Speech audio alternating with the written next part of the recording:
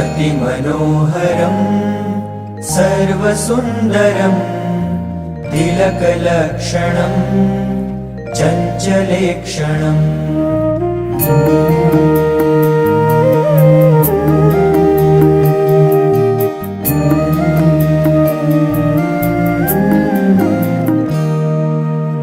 अतिमनोहरं सर्वसुन्दरं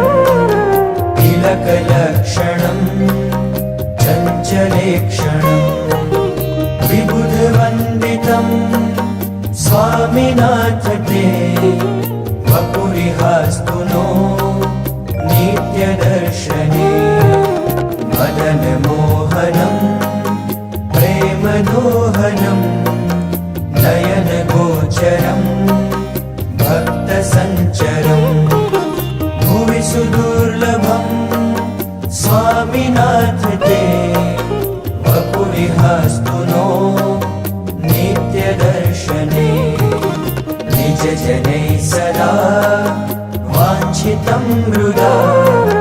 परसुखावहं रुत्तमोपहं परममङ्गलं स्वामिनाथ ते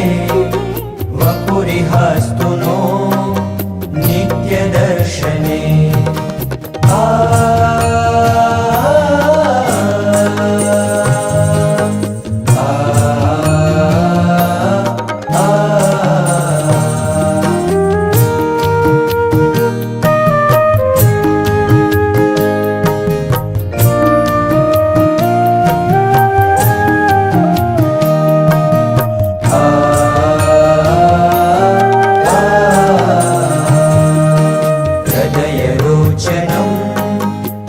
बद्धमोचनं